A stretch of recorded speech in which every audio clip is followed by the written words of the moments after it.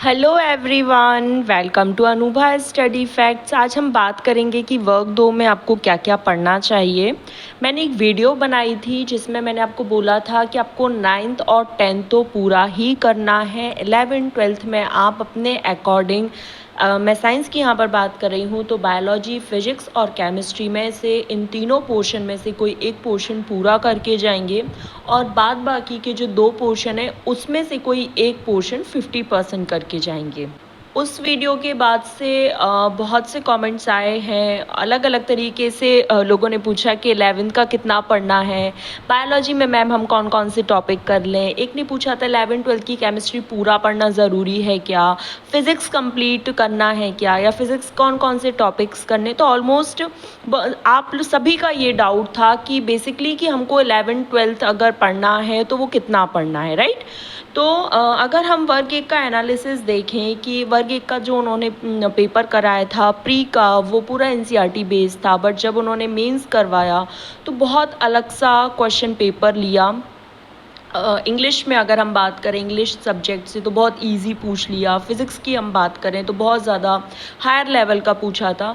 तो वर्ग 2 में भी जो मैंने प्री का पेपर देखा था तो बहुत ज़्यादा इजी था वो। मैं आपको उसका भी एक बार पूरा एनालिसिस, पूरा डिस्कशन करवा दूंगी चैनल पर, सो दैट आपको पता चल जाए। अगर इस बार का जिसने प्री नहीं दिया, जो लोग 18 वाले क्वालिफाइड हैं उन्होंने नहीं दिया होगा, तो बेसिकली ये है कि हमें थोड़ा सा हायर लेवल का पढ़ लेना चाहिए क्योंकि ये मेंस एग्ज़ाम है, न जाने कैसे क्या क्वेश्चंस पूछ ले, है ना।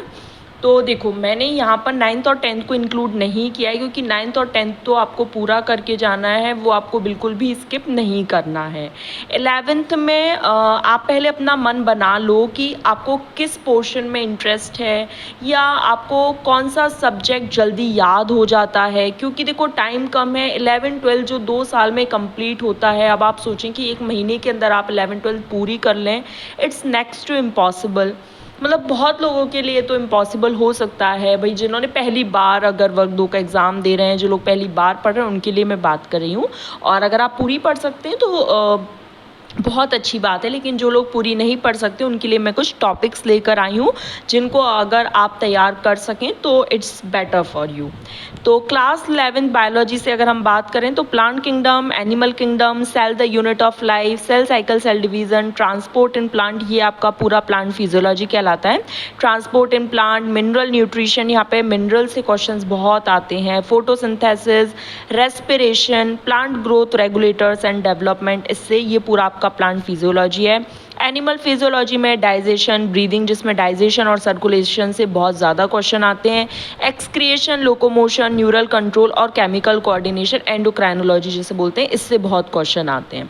ठीक है, तो यहाँ पर आपको ये सारे टॉपिक्स हैं। अगर आपने बायोलॉजी का मन बनाया है तो आपको इन सारे टॉपिक्स को बहुत अच्छे से कंप्लीट कर लेना चाहिए।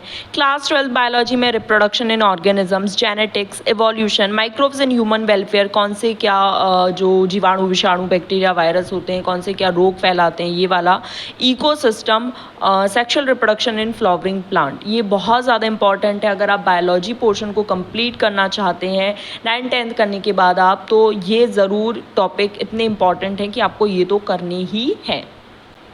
आगे हम बात करें फिजिक्स केमिस्ट्री की, आप जितना ज़्यादा पोर्शन कंप्लीट कर सकते हैं ये आप पर डिपेंड करता है कि आप कितना ज़्यादा कंप्लीट कर सकते हैं। जो मुझे यहाँ पे इंपॉर्टेंट लगा मैं वो लेकर आई हूँ यहाँ पर। Units of measurement, motion, Newton's law of motion, work, energy and power, gravitation, 11th की फिजिक्स से आप कंप्लीट करेंगे।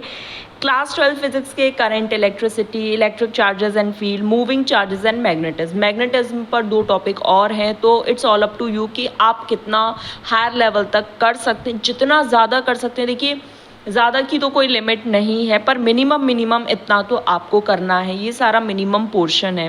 क्लास 11 केमिस्ट्री से structure of atom, states of matter, S block, P block, hydrocarbons complete करना है। क्लास 12 केमिस्ट्री से D and F block, aldehyde, ketone, carboxylic acid, अगर alcohol वगैरह भी कंप्लीट कर सकते हैं। मैंने कहा ना, अपर की कोई लिमिट नहीं, आप जितना ज़्यादा हायर लेवल तक करना चाहें, जितना ज़्यादा पढ़ना चाहें आप उतना कर सकते हैं।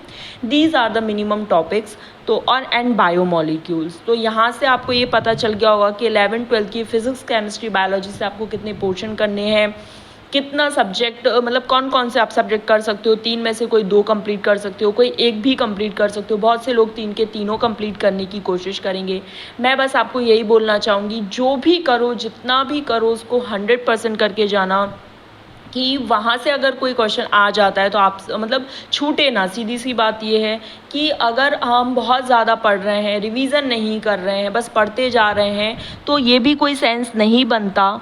लेकिन हाँ, ये है कि हमने भाई 11th बायोलॉजी पोर्शन हमने कंप्लीट कर लिया, 12th बायोलॉजी कर लिया, अब हम फिज़िक्स केमिस्ट्री की तरफ नहीं जा रहे हैं। पर हाँ, बायोलॉजी से जो भी जितने क्वेश्चन आएंगे वो हमसे नहीं छूटेंगे, तो आई थिंक ये ज़्यादा बेनिफिशियल रहता है। बाद बाकी आपकी अपनी इच्छा है, आपका अपना माइंड सेट है, आपकी अपनी विशेज़ हैं कि आप उसे किस तरीके से लेना चाहते हैं।